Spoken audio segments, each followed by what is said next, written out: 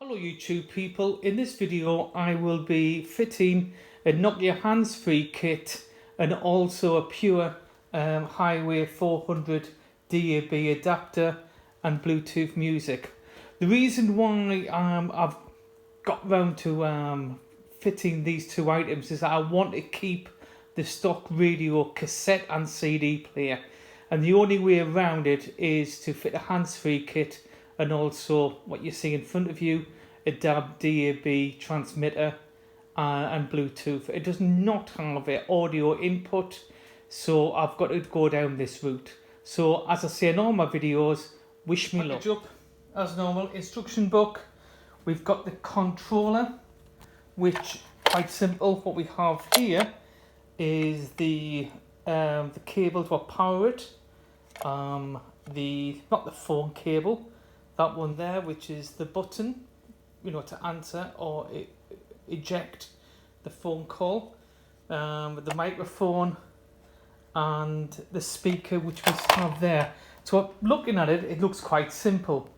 I won't be using those. I don't believe in them, don't like them, so there we go. And these are called Scotch blocks, or Scotch locks I should say. Been using these for the last 35 years. Well, I haven't been using them, I should say. I know I used to fit them when I was a teenager, not now. These, no, just an accident waiting to happen. I'll be crimping or soldering depending on where I find the cables. So what we have here, red, well, it's got a power it. We've got a yellow, and we've got a black, which is going to be earth, and a blue, and I'm sure the blue is going to be something to do with the radio, in terms of, you may, when a call comes through, it might cut the sound and the word radio might appear on the display. But what I must do, I think, before I do anything, is actually read the instructions. As I say in every video, let's get down to work. Right, first thing to do when doing any electrical work on a car, disconnect the battery. But I must draw your attention, you must disconnect the earth, not the red lead, not the red one, but the earth. On this car, to 10mm. But the first thing I must do is disconnect. What I must do now is to mount the control box, the speaker for the Bluetooth hands-free set, and it's going to be mounted. I'm going to hopefully be able to mount the just looking now where I can mount it somewhere, maybe underneath the covering, but it needs to be mounted somewhere where it can't be knocked by feet, but must be heard, and the control box needs to be well, kept out the way so people can't kick it when they get into the car or knock it. So I'm gonna have to look underneath there, but that's my first job. Once I mount those, it's a matter of just pulling the radio, I'm going to say radio cassette, because it does have a cassette. It's got a cassette. The beauty of this, it has a cassette and also a CD player, which I've never seen in a car before. Only in Volvos. That's what I've learnt in the last 2 months. So let's get down to this. Enough of me talking. Bye for now, and again, wish me luck.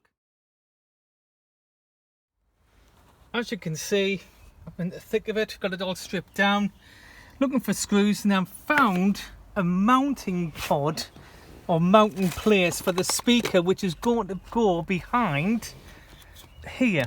It's just going to mount here, you can see there, excuse the wiring, if I just swap it there, it's going to go there, it'll mount onto there and it'll face inwards. I've checked and it's not in any way whatsoever, so that's going to go there. I'll mount it there, you can see the holes are matching up.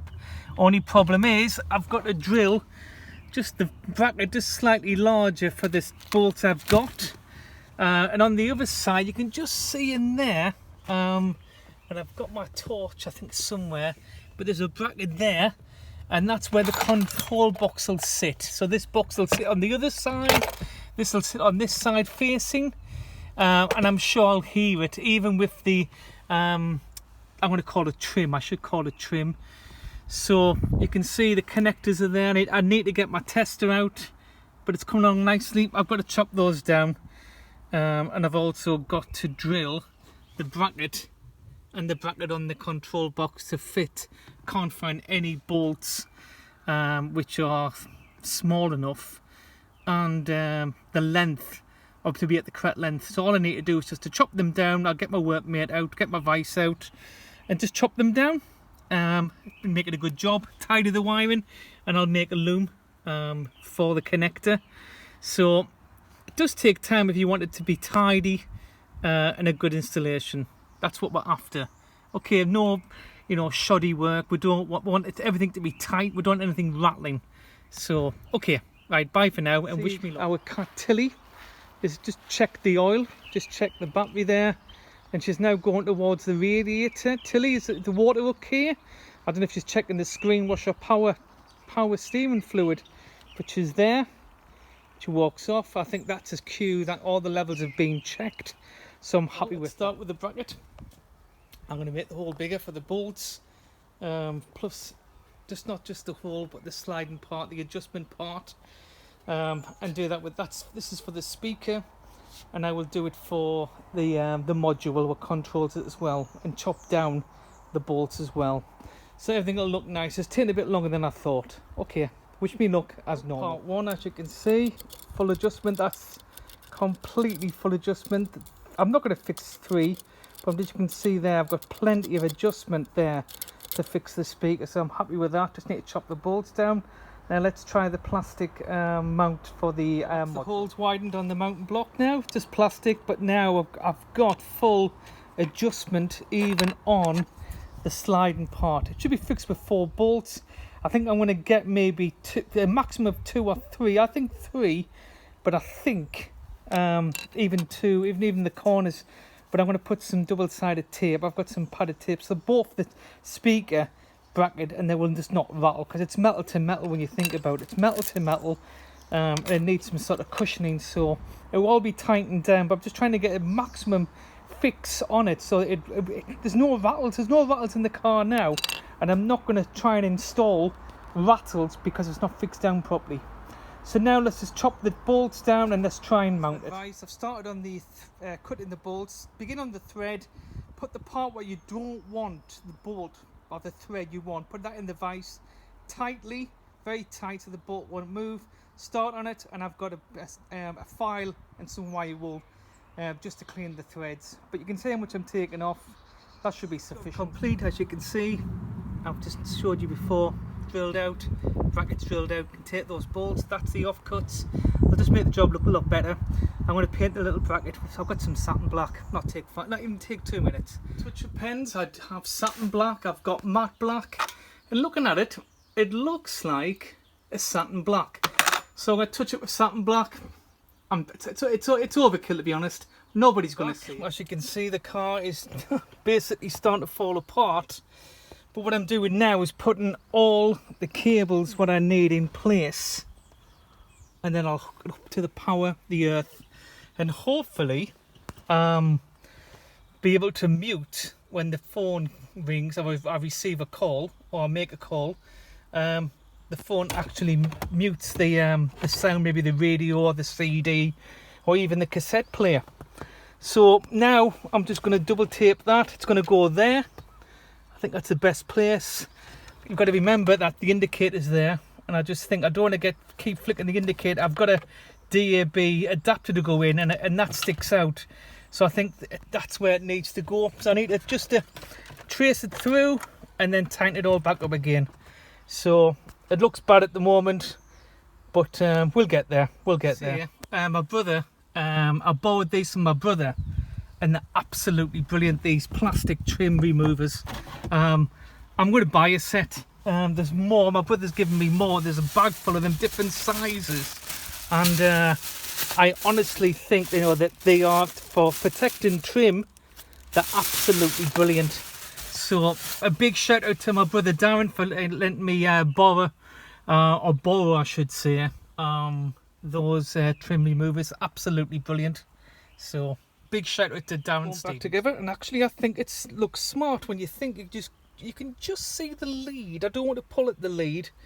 It's all back together, tightened up. I think it's a good position to my hand. Yeah, that's easy. I know you could put it there, could have put it there, but I think in the corner, I think that's fine. That'll just light up. We've had tons of these hands-free Nokia. That's a blast from the past. 3310 specials. So I'm going to carry on. Got that. Let's hook the power up and let's get that module connected, and then I'll get it traced around the posts here, and then I think I'm going to fix the mic maybe in the center here. Some people fix them there, and I could tuck it in there and then go through the light and back out again. I'll make my decision when I get there. Okay, so I've got, yeah, just the microphone really, isn't it? Oh, that's fallen off. So that was good, wasn't it? So I'll cut a new piece. Okay, right, that doesn't want to attach it to the body of the car. You can see where the bolts are. They're not just like two at the top. There's one at the bottom, one at the top, but you can see how it's angled. So that's getting there. I just need to put it on and then fasten the speaker to that side and then connect the power, and if it works, then what I need to do is then tuck it under and then put everything back together. So there's still a little bit to do, but we're getting there. We are getting there, and that is in a good place. It's nice and tight. So let's get it connected. There's a palaver trying to get that speaker connected, and also you can see in the background that module, but trying to connect them to them. They are solid as a rock. However, trying to get them connected with bolts without drilling tried my patience, but it's done. So now I need to wire it up. I need to find a line from the ignition, and an earth, and a wire from the radio. So let's now try and find where we're going to take the auxiliary live. Right, back in a bit. Welcome back. As you can see, I've put the microphone on the pillar, so that just goes down. If you have a look, it just goes down. I had the trim off here, and then the rubber back on again, so it just goes down. And then underneath, I've had to find some clips which can actually hold the cable, so it's looking nice and neat. I've actually pulled the cables through. I've had it working. I just need to cut into the loom itself. That's one of the charging points I purchased last year. So everything's there, everything's connected. It's all secure underneath. If I just go under, I think this is all darkness now, but it's all secure. You can just see there, that's the module. You can see, and on this other side is the speaker. So now I'm getting to the point where I can't actually connect up. The only thing I can't do is to find the mute. My brother's got my tester, and I know where the auxiliary live is. That's the red is the live, and believe it or not, the brown and white is the auxiliary live, and that's what I'm looking for, is the auxiliary live. The black is the earth. That's the earth. That's the auxiliary. So I'll be cutting into that. I don't need the permanent live. The blue, normally blue is for the electric aerial. It also, it tells the electric aerial to go up or down. And I'm not going to cut into that. And all I'm going to do, it's getting late now, is I'm going to connect the red and white. I'm going to connect the red to the brown and white, and the black to black. And then when I've got more time, because it's starting to come in late now. I think it's about 7 o'clock or 6:30. And I just want to get packed away now. I've taken my time, but I really want to get this finished now. And it'll be one wire, but I'm going to need my tester. But it will, once I get the trim on, it will look good. I get all this tidied up. People might be saying, why have you put the microphone on the pillow there? Well, if you look at the manual, okay, there's a left-hand drive car, but they've put the microphone there. So I think it's designed I followed the instructions. I haven't got a 3210 or 3310. I did about 15-20 years ago. I've placed the speaker on the cross member and the module. The button, as we know, it's just there, but it's looking good. Once I get the set back in again, if you have a look there at the back, that's it there. There's bits of trim and all sorts there what needs to go back in. So I will show you.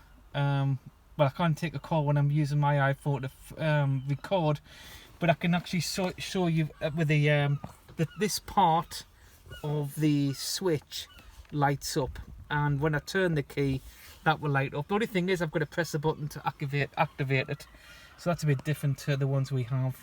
So okay, right, bye, wish me luck, and bye. I actually made the loom again and wrap it up with some loom tape.